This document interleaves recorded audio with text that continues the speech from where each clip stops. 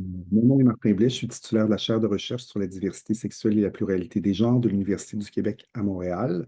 Euh, Dans le cadre de notre cycle de conférences annuel, on reçoit aujourd'hui Léa Séguin. Léa Séguin est professeure associée, chargée de cours et professionnelle de recherche au département de sexologie de l'Université du Québec à Montréal. Elle a soutenu divers projets académiques qui allaient de l'intervention, de l'évaluation d'interventions thérapeutiques à l'étude des réalités franco-queer au Canada. Léa est passionnée par la recherche et mène plusieurs travaux autonomes aussi sur la gentilité sexuelle. En dehors de l'UQAM, Léa collabore avec le Club Sexu, un organisme québécois à but non lucratif dédié à une éducation à la sexualité positive, ludique et inclusive pour les jeunes adultes, où elle contribue à la direction, aussi à l'encadrement de projets de recherche et à la rédaction de contenus de vulgarisation scientifique. Alors, Léa nous parle aujourd'hui de ce projet, en fait, sur l'analyse des réalités franco-queer en milieu linguistique minoritaire au Canada, à l'intersection de la langue, de l'orientation sexuelle et de l'identité de genre. Donc, c'est un projet que Léa a mené dans le contexte de la chaire de recherche et c'est la meilleure personne pour vous en parler aujourd'hui. Donc, sans plus tarder, Léa, je te remercie de l'invitation, d'avoir accepté cette invitation. Je te remercie donc de nous faire cette présentation, puis je te cède la parole sans plus tarder. Martin, euh, je vais juste cacher les visages parce que sinon je vais être Bien distraite. sûr. Bon, fait que, oui, merci. Fait que je ne vais pas me représenter. Représenter. Fait que, je vais juste continuer tout de suite. Euh, mhm. Alors, c'est ça, d'abord, avant de rentrer dans la viande, disons, le jus du projet, euh, tu sais, j'aimerais ça quand même mettre un petit portrait, tu sais, parce que, tu sais, les personnes franco-queer en situation linguistique minoritaire au Canada, il y en a combien? Tu sais, alors, je vais juste te donner une petite idée. Alors, d'abord, par rapport à la langue française, en situation minoritaire, ben, si on regarde aux personnes qui ont le français comme langue maternelle, alors voici ça, c'est les données de Statistique Canada de 2021. Alors, on peut voir, alors on voit toutes les provinces et territoires, sauf le Québec, évidemment. Alors, si on parle en termes de proportion, on voit que le Nouveau-Brunswick, c'est là où est-ce qu'il y a la plus grande proportion de personnes qui ont le français comme langue maternelle. Mais si on va avec juste les nombres absolus, ce serait l'Ontario qui l'emporte avec presque 600 000 personnes. Si on parle de francophonie en termes de personnes qui peuvent soutenir une conversation en français, on voit que les proportions augmentent, les nombres et les proportions augmentent pas mal partout au Canada. C'est encore le Nouveau-Brunswick qui l'emporte, mais après ça, bon, ça varie d'une province à l'autre. Si on parle le total, alors au Canada, en situation linguistique minoritaire, les personnes qui parlent le français comme langue maternelle, c'est un peu plus qu'1 million de personnes. Puis pour les personnes qui peuvent soutenir une conversation en français, c'est presque 3 millions. Ça vous donne une idée à peu près du portrait linguistique, disons. Mais là, il y a combien de personnes d'ES, LGBTQ+, de langue française au Canada? On n'a pas vraiment de données pour ça. Alors, qu'est-ce que je vous donne ici? C'est vraiment une estimation basée sur d'autres données qui existent. Donc, selon encore Statistique Canada, en 2018, il y avait environ 4 de la population canadienne qui s'identifiait comme personne d'ES LGBTQ+. Euh, Fait que si j'applique ce 4%-là aux données de 2021 que je viens de vous présenter, ça revient à environ 44 000 personnes d'ES LGBTQ+, qui ont le français comme langue maternelle, ou plus de 100 000 personnes d'ES LGBTQ+, qui peuvent soutenir une conversation en français. Fait qu'on voit quand même que c'est des populations qui sont pas très grandes, sont pas très importantes en nombre, mais elles sont très bien là. Au Canada, les réalités des personnes de SLGBTQ+, d'expression française, que je vais dorénavant toujours appeler personnes franco-queer, en milieu linguistique minoritaire, sont teintées d'un enjeu de double discrimination fondé d'une part sur l'orientation sexuelle et l'identité de genre, et d'autre part, sur le fait de s'exprimer en français. Puis, en effet, il y a plusieurs personnes qui indiquent que cette situation-là, ça amène à une double lutte. Alors, la première, pour faire reconnaître et normaliser leurs droits, puis leur existence, puis leur épanouissement en tant que membre des communautés de LGBTQ+. Puis la seconde, qui vise à préserver puis faire reconnaître leurs droits et leur épanouissement aussi en tant que personne d'expression française. Cette double discrimination-là, ça se manifeste autant dans les sphères publiques que privées du quotidien des personnes franco-queer. Quand je parle de sphère publique, ça réfère entre autres à la disponibilité puis à l'utilisation des services gouvernementaux communautaires en français qui sont adaptés aux réalités d'ES LGBTQ+. Puis pour la sphère privée, ça désigne plus les relations interpersonnelles puis intimes, mais aussi les questions identitaires et d'appartenance communautaire. Fait que comme on l'a vu, les estimations de ces populations en termes de nombre, on voit que c'est quand même des très petites populations. C'est peut-être en partie pour ça qu'il n'y a pas eu énormément de recherches qui ont été menées sur ces populations-là. On a quand même plusieurs études qui ont été menées sur les personnes d'expression française en situation minoritaire au Canada, en linguistique minoritaire, puis d'autres études aussi qui ont été menées sur les personnes de LGBTQ+ au Canada, mais très, très peu de recherches ont été menées sur les personnes qui se situent à l'intersection de ces axes-là. Alors, une des rares études qui a examiné les besoins des personnes franco-queer a été réalisée au Manitoba. Elle a souligné une panoplie d'enjeux. Par exemple, les services en français qui suscitent le plus d'intérêt parmi ces personnes. Ça serait ceux qui soutiennent l'épanouissement communautaire puis interpersonnel, puis aussi ceux qui soutiennent la santé physique, psychologique et le bien-être. Alors, on voit ici, par exemple, c'est quand même des pourcentages très élevés. Là, j'ai juste nommé les trois top services et activités qui étaient comme en demande, disons. Alors, il y a presque 94% qui ont un intérêt pour des activités sociales par et pour les personnes franco-queer, presque 91% qui aimeraient avoir des services de soutien psychologique adaptés en français et adaptés à leur réalité. Alors, tu sais, juste le fait que c'est des pourcentages si élevés, ça témoigne du fait qu'il n'y en a pas beaucoup de ressources comme ça adaptées aux personnes franco-queer au Manitoba. Mais c'est pas juste au Manitoba, tu sais. Il y a une autre étude, cette fois-ci menée auprès de personnes franco-queer immigrantes et réfugiées, cette fois-ci dans la région de Toronto, en Ontario, qui a documenté des besoins assez semblables. On a les trois besoins prioritaires qui ont été identifiés, c'était l'obtention en français de services d'établissement et d'intégration qui tiennent compte de leur appartenance à la diversité sexuelle et de genre. La rencontre d'autres personnes de LGBTQ+, puis aussi l'inclusion dans leurs différentes communautés ethnoculturelles. Mais on sait aussi que la langue, c'est pas juste un outil de communication. C'est sûr que ça l'est, mais c'est pas juste ça, tu sais. C'est aussi un vecteur identitaire. C'est très personnel. On se sent plus comme soi-même. Souvent, quand on parle dans la langue avec laquelle on est plus habitué, ou sa langue maternelle, alors c'est un vecteur identitaire aussi, puis de vitalité communautaire. Puis ça joue un rôle important dans la manière qu'on conçoit nos propres expériences personnelles, mais aussi le monde autour de soi. Puis, si les personnes d'expression française en situation minoritaire y ont tendance à associer l'anglais à des contextes publics comme les commerces, puis les services, puis la langue française à des contextes plus intimes de proximité comme avec beaucoup de ses amis, de sa famille ou bien dans un contexte amoureux, mais cette dichotomie-là, elle ne va pas tout le temps de soi chez les personnes franco-queer. Qu'est-ce que je voulais dire par là? Ben, un exemple de ça, c'est que c'est juste le fait que ils ont un bassin de partenaires potentiels qui est significativement plus limité que les personnes d'expression française pour ces hétérosexuels et que les personnes de LGBTQ+ anglophones.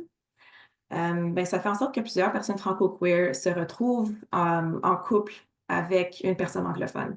C'est vrai que c'est quand même une réalité là, qui est très présente chez les personnes d'expression française en situation linguistique minoritaire, de se retrouver en couple avec une personne anglophone, très commun. Mais c'est quand même quelque chose qui est accentué, disons, chez les personnes franco-queer juste à cause de leur intersection à deux axes très minoritaires, disons. Puis pour plusieurs, ben, ce contexte d'exogamie linguistique, ça constituerait une double vie dans les sphères intimes de la vie, où on vivrait en français avec ses amis, puis plusieurs membres de la famille d'origine, mais on vivrait en anglais dans sa vie amoureuse, où on vit alors une partie quand même importante dans son identité de SLGBTQ+. Puis aussi, participer activement aux communautés de SLGBTQ+, puis former des liens avec d'autres personnes à diversité sexuelle et de genre. Ça implique souvent de mettre sa francophonie de côté, ce qui peut évidemment compromettre le sentiment d'appartenance aux communautés d'expression française aussi. Alors, tu sais, à quelque part, c'est un peu difficile de vivre pleinement son identité franco-queer dans la plupart des sphères de sa vie. À quelque part, il y a comme un conflit identitaire. Alors, ainsi, ce projet, il visait à soutenir les communautés franco-queer au Canada, dans la mesure où ils ont quand même été historiquement peut-être négligés, plus ou moins, par les gouvernements, puis financés aussi, puis ont peu fait l'objet d'initiatives gouvernementales dédiées. Puis aussi, comme les besoins de ces populations-là, ça varie d'une province à l'autre, d'un territoire à l'autre, puis même d'une région à l'autre, très souvent. Mais les organismes qui sont établis par et pour les personnes franco-queer, ils sont les mieux positionnés pour identifier puis discuter les problèmes, les besoins, les problématiques, puis les réalités des communautés qu'elles desservent. Alors, c'était en collaboration avec un comité consultatif dont les membres étaient issus de ces organismes et communautés qu'on a défini les objectifs de ce projet comme ceci. C'est-à-dire d'identifier les besoins des communautés franco-queer en situation linguistique minoritaire en matière de recherche, puis d'identifier des recommandations pour soutenir les besoins de recherche de ces communautés.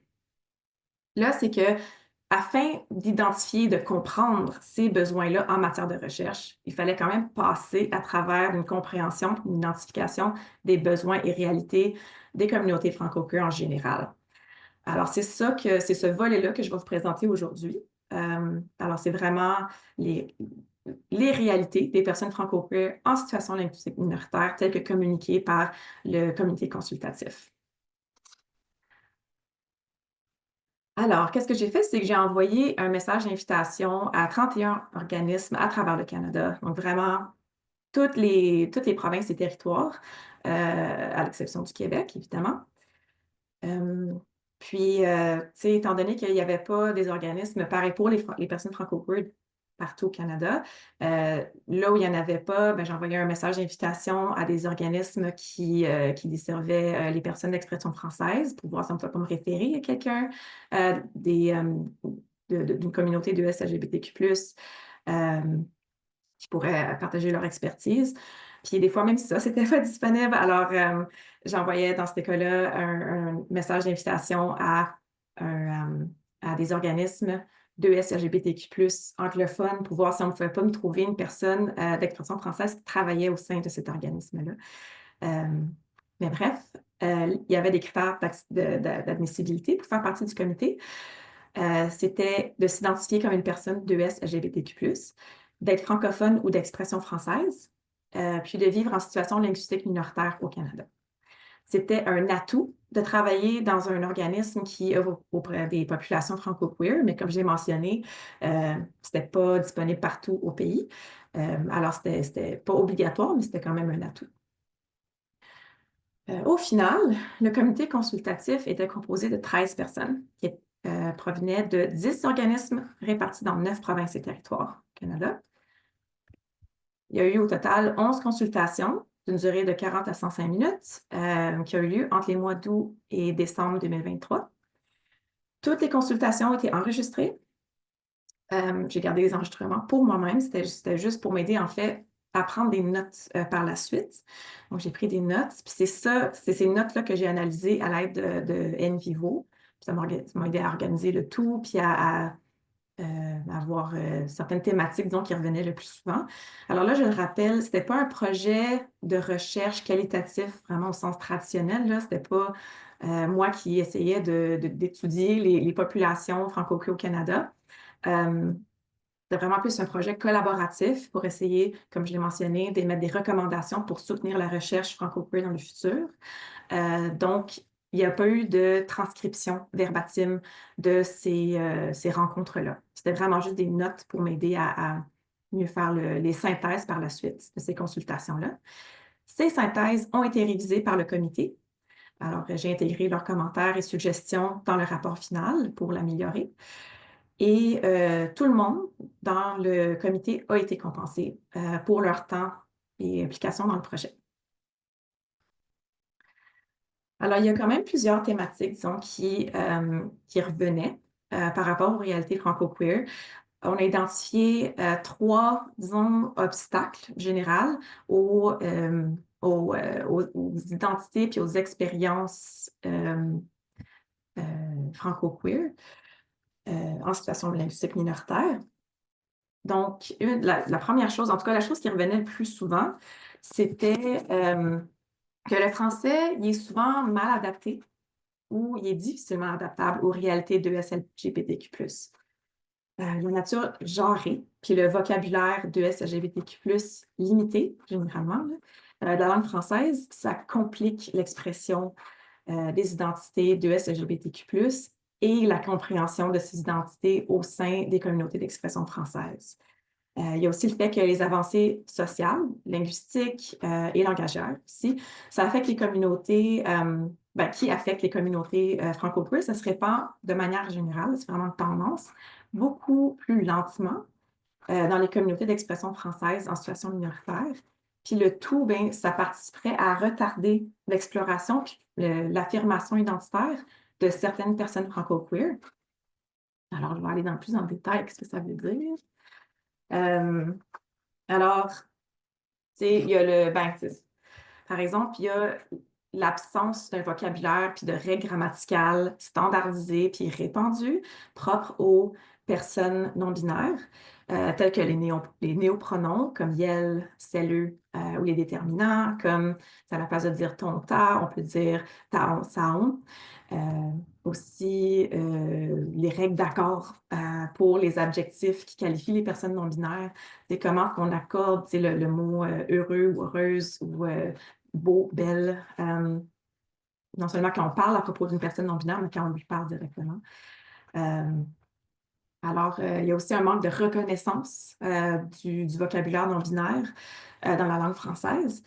Puis tout ça, ça amène plusieurs personnes non-binaires d'expression française à se sentir inconfortables ou même à éviter carrément de parler de leur non-binarité en français avec des membres de leur famille, dans leur cercle d'amis ou des membres de leur communauté. Ça amène aussi plusieurs personnes non-binaires à avoir l'impression qu'elles restent considérées comme soit hommes ou femmes dans des contextes francophones. Puis aussi, ça amène aussi au manque de sensibilisation chez plusieurs personnes d'expression française. Ça fait en sorte qu'elles ne sont pas assez outillées pour comprendre les réalités non-binaires, mais aussi pour intégrer les néologismes non-binaires dans leur propre vocabulaire. Il y a aussi le fait que la binarité des genres, c'est enraciné dans la langue française. C'est vraiment une langue très genrée. Donc, il y a plusieurs personnes d'expression française qui sont réfractaires au langage inclusif, tant à l'oral qu'à l'écrit. Puis ça, évidemment, ça complique davantage l'inclusion, l'acceptation des personnes qui ne s'identifient comme ni hommes ni femmes. Puis le français, il apparaît aussi moins adapté aux réalités de LGBTQ+, ce qui mènerait certaines personnes franco-queer à choisir l'anglais plutôt que le français pour exprimer leur identité de genre ou leur orientation sexuelle ou leurs expériences queer en général. Il faut aussi noter que le transfert du français vers l'anglais par rapport à ça, c'est aussi dû à quelques facteurs, dont l'immersion anglaise, une exposition au vocabulaire d'ES LGBTQ+ anglophone, puis au fait que la langue anglaise, juste parce que c'est généralement plus flexible, elle est plus fluide, puis elle est aussi non genrée, en tout cas beaucoup moins genrée que le français. Ça fait en sorte que c'est une langue qui est quand même plus inclusive à la base que la langue française. Puis comme certains membres du comité consultatif l'ont souligné, ben, il y a quand même une grande part du lexique de SLGBTQ+, qui est emprunté de l'anglais ou qui a des racines anglaises. Puis il y a aussi certains termes ou des concepts, en tout cas, qui se traduisent mal en français. Là, j'ai mis une mini-liste ici, là, mais il y en a quand même plusieurs termes, disons, qui font partie du lexique de SLGBTQ+, où est-ce que les racines sont plus anglaises. Mais tu sais, si je prends le mot queer, qui est anglais à la base, le mot français pour ça, c'est allosexuel. Mais tu sais, il n'est pas couramment utilisé en français. Puis quand il est utilisé, ça demeure largement mal compris, juste à cause qu'il est faiblement adopté. Puis pour aussi compliquer la chose, là, j'ai mis un astérix, là, c'est juste pour vous dire que en français, allosexuel, ça ne veut pas seulement dire queer, ça désigne aussi les personnes qui ne sont pas asexuelles. Alors, ça rajoute, disons, un niveau de complexité à la chose. Alors, c'est ça, tu sais, il y a beaucoup de ces mots-là, quand ils sont traduits en français, ça fait étrange, ça sonne un peu bizarre, fait qu'on préfère utiliser l'anglais pour parler de ces expériences et identités de SLGBTQ+. Selon certains membres du comité consultatif, l'absence d'un lexique franco-queer, alors ça, c'est une chose, c'est l'absence de mots français, ça, c'est une affaire, mais aussi de référents culturels qui est propre aux communautés franco-queer en situation linguistique minoritaire. Ça limite le sentiment d'appartenance des personnes franco-queer aux communautés franco-queer locales. Parce que quand on voit des représentations franco-queer en général dans les médias, dans les arts, c'est souvent des représentations québécoises ou acadiennes. Alors, c'est ça, il y a comme un manque de représentation où est-ce qu'on peut s'identifier, disons, là, que c'est propre aux communautés franco-queer locales. Alors, tout ça, ça peut aussi donner l'impression que les questions de diversité sexuelle, affective et de genre, ça appartient seulement aux communautés anglophones. Puis par conséquent, certaines personnes franco-queer peuvent éprouver des difficultés à développer des chaînes identitaires où on retrouve à la fois la francophonie et la diversité sexuelle et de genre. Il y a aussi une absence de reconnaissance. Ben, ouais, c'est ça, c'est une autre chose que le comité consultatif a identifié comme obstacle à l'épanouissement des communautés franco-queer, c'est que les organismes et les communautés d'expression française sont généralement lents à inclure les personnes de SLGBTQ+. Fait qu'il y aurait généralement une absence de reconnaissance ou minimalement de prise en conscience, prise en compte des enjeux intersectionnels qui sont liés aux identités sexuelles, affectives et de genre au sein des organismes comme tels de langue française. Puis ça évidemment, là, ça limite l'inclusion explicite et délibérée des personnes de la diversité sexuelle et de genre. Alors, on a nommé une couple d'exemples, en fait, pour vraiment illustrer ce propos-là. On a nommé la Société de la francophonie manitobaine, puis l'Assemblée de la francophonie de l'Ontario, par exemple. C'est des organismes qui ont des membres qui représentent diverses clientèles spécifiques. Ils ont aussi des sous-comités, en fait, qui représentent ces clientèles spécifiques-là, comme un pour les femmes, un pour les jeunes, un pour les personnes métisses, un autre pour les personnes de la diversité ethnoculturelle qui ne sont pas blancs ni européens. Et ces organismes-là, ils n'ont pas, par contre, un sous-comité ou une représentation pour les personnes de la diversité sexuelle et de genre.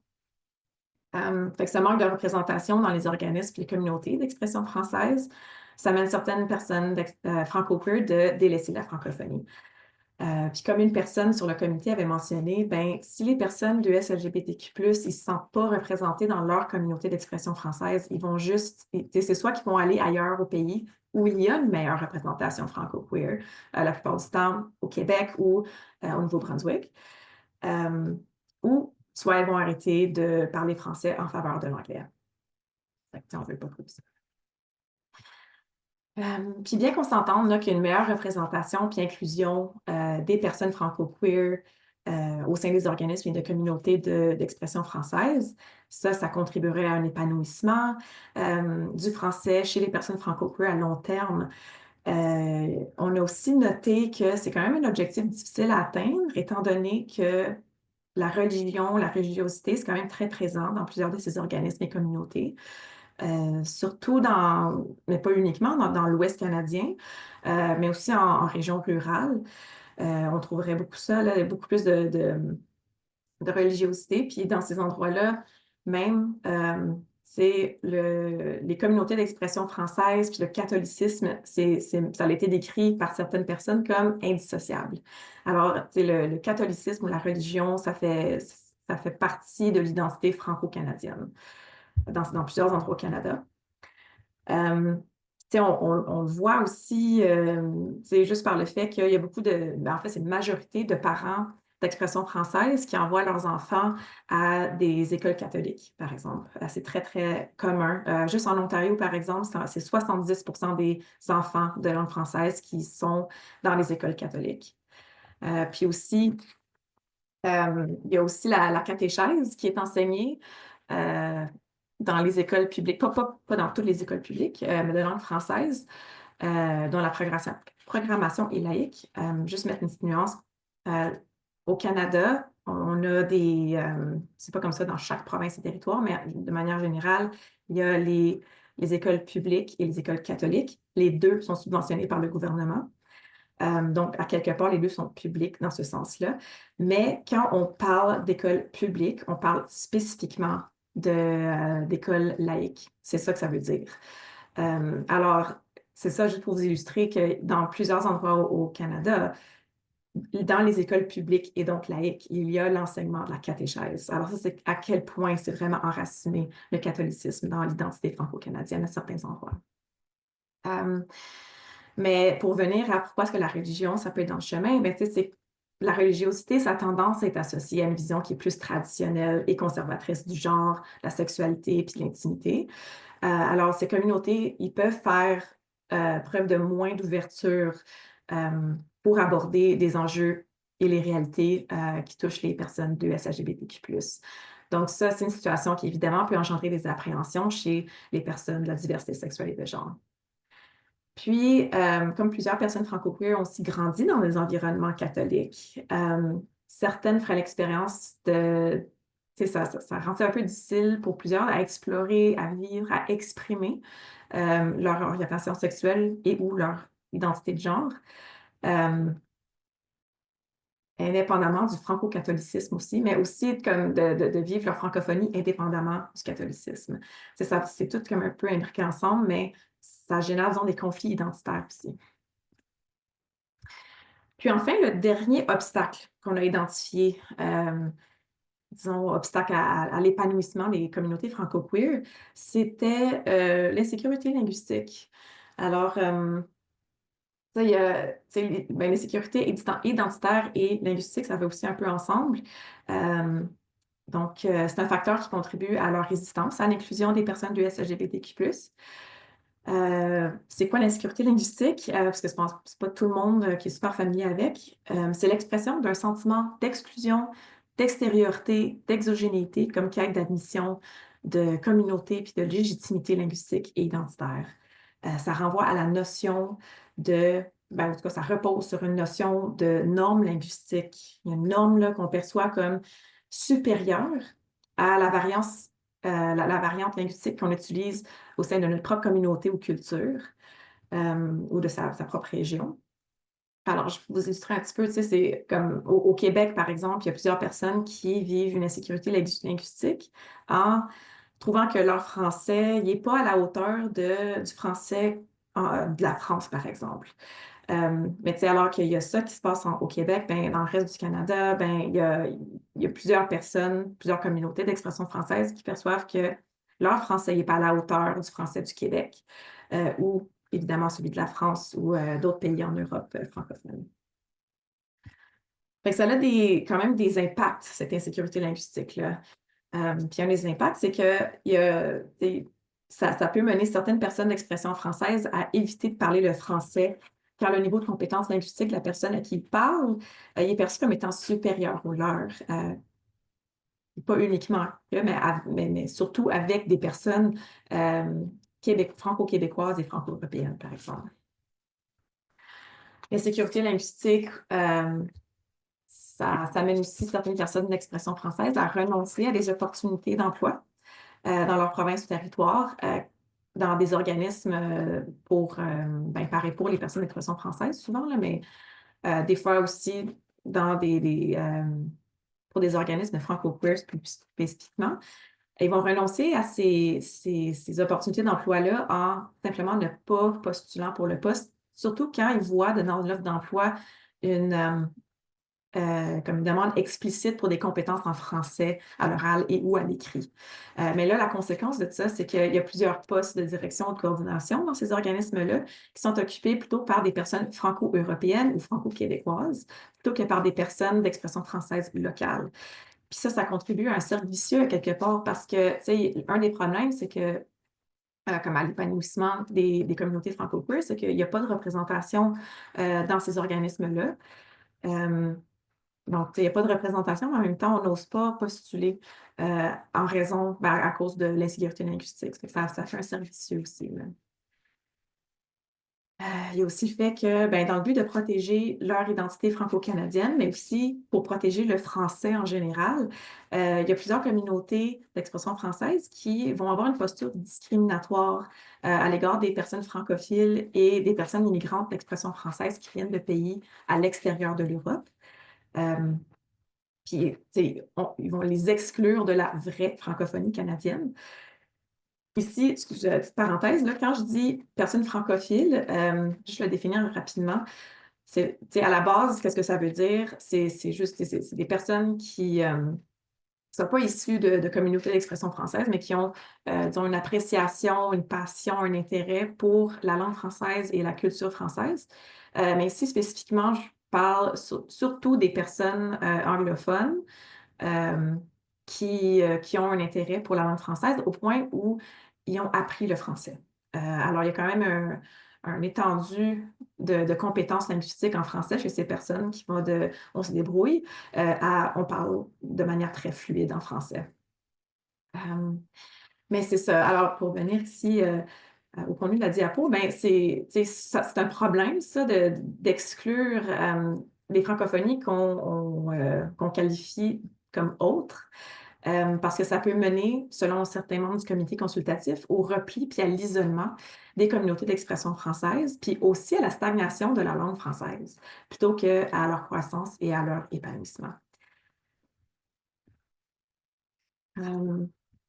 L'insécurité chez les personnes de LGBTQ+ francophiles, ça freinerait aussi l'inclusion des personnes franco-queer au sein des communautés d'expression française. Ça sonne far-fetched, mais là, je vais vous l'expliquer. Fait que premièrement, c'est que plusieurs personnes de LGBTQ+ francophiles qui ont une insécurité linguistique par rapport au français, ils vont éviter non seulement de parler en français en présence d'autres personnes d'expression française, mais aussi elles viendront à voir que la francophonie, puis par extension, les revendications franco-queer, ça ne les concerne pas. Donc, ça va mener plusieurs de ces personnes-là à s'écarter des luttes pour les droits des personnes d'expression française en général, mais aussi des personnes franco-queer plus spécifiquement au Canada. Alors, bref, c'est que ça diminue le nombre de personnes qui pourraient être des alliés dans les revendications francophones et franco-queer, plus spécifiquement.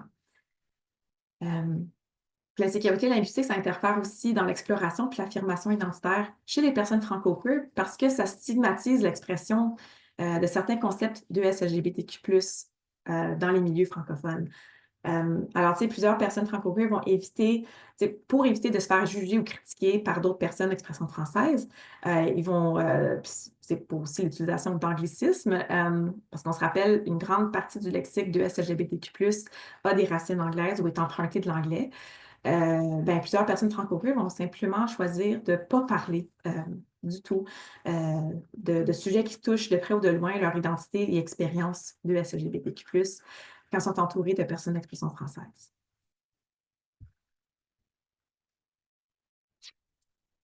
Alors, malgré tout ça, tu sais, parce que c'est ça, là, je viens de parler de plusieurs obstacles qui ont été identifiés, mais c'est pas all bad. On a trouvé quand même des affaires très positives. Le comité consultatif a parlé de la francophonie aussi comme refuge et facteur de résilience de SLGBTQ+, comme possibilité en tout cas. Mais ça a surtout été identifié chez les membres du comité acadien. Alors, juste, tu sais, en tant que groupe marginalisé qui ont une histoire et des réalités distinctes des autres communautés d'expression française minoritaires au Canada, bien, les Acadiens et Acadiennes, ils seraient relativement plus sensibles à la marginalisation des personnes de SLGBTQ+, au sein de leur communauté, plus que les personnes anglophones. Fait qu'à quelque part, ça les rendrait mieux outillés pour combattre cette marginalisation-là. Il y a aussi les arts et l'humour qui occupent quand même une place centrale dans l'identité et la culture acadienne, qui sont souvent utilisés pour visibiliser les communautés franco-queer acadiennes, puis pour promouvoir un sentiment d'appartenance et d'épanouissement culturel. Fait qu'on se le dit, évidemment, ça fait en sorte que juste la présence des arts franco-queer en Acadie, ça contribue énormément au sens d'appartenance et à l'épanouissement de personnes des communautés franco-queer dans l'Est canadien en général. Là, c'est sûr que c'est concentré au Nouveau-Brunswick. Puis là, je vous montre juste quelques exemples de représentation dans les arts et la culture en Acadie queer. Il y a aussi le drag ball acadien qui est nouveau. Il y a les activités en fait de fierté, c'est souvent mené en français. Il y a Kevin Haché qui est maire de Caracat, qui est ouvertement gay. Il y a Samy Landry et Xenia Gold qui sont des personnalités très connues dans le monde queer. Puis, il y a un film acadien, il y a une étoile qui est très queer. Je ne l'ai pas vu, mais on m'en a parlé à travers les consultations aussi, là.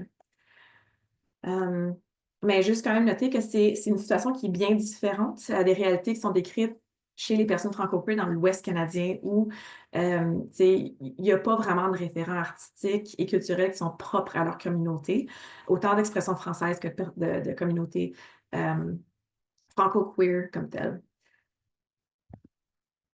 La langue française a aussi été nommée comme un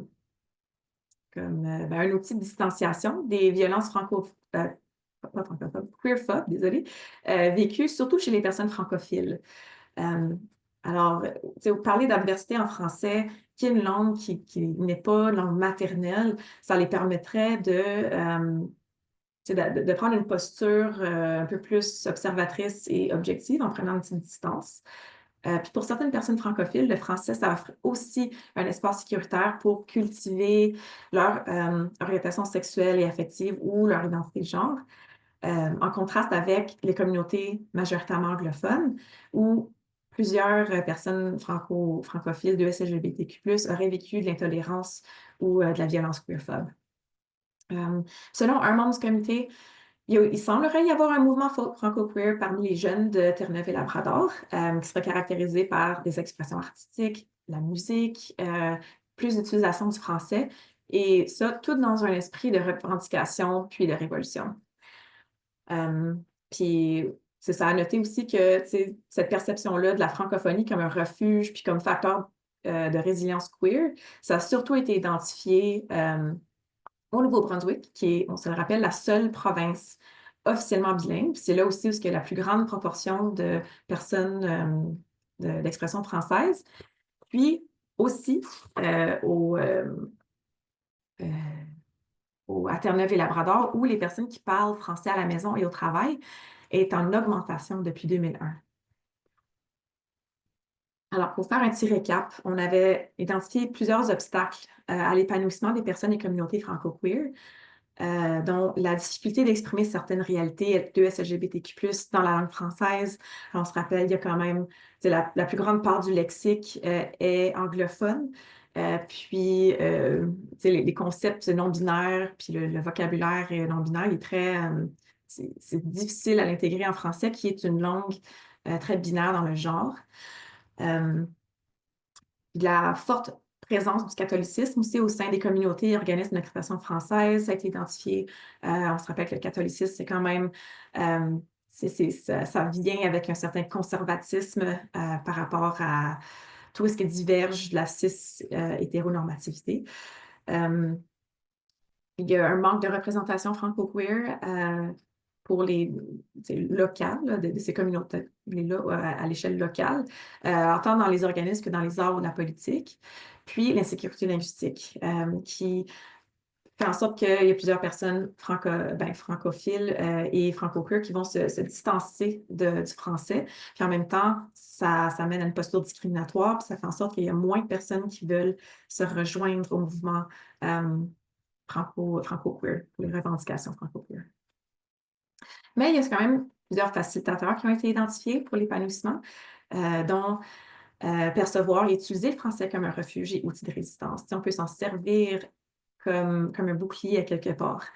Il y a aussi la présence de représentation franco-queer, autant dans les organismes, les arts et la politique. Quand on se sent représenté, on a une meilleure appartenance communautaire, puis une plus grande vitalité communautaire aussi. Puis, faire preuve d'ouverture et d'acceptation du français écrit et parlé des personnes d'expression française en situation minoritaire. Puis, expression française, ça inclut les personnes francophiles aussi. Alors, quand on a une posture qui ne fait pas la promotion, disons, qui n'encourage pas l'insécurité linguistique, on fait quelque part la promotion du français tel qu'il existe. Puis, on invite plus de personnes à se joindre au mouvement. Alors, j'aimerais remercier les membres du comité consultatif qui sont issus de ces organismes-ci. Alors, un grand merci à travers tout le Canada. Et merci pour le secrétariat à la condition féminine, le Bureau de lutte contre l'homophobie et la transphobie, l'INRS et la chaire de recherche sur la diversité sexuelle et la pluralité des genres qui ont permis ce projet et qui m'ont soutenu aussi dedans. Et c'est ça.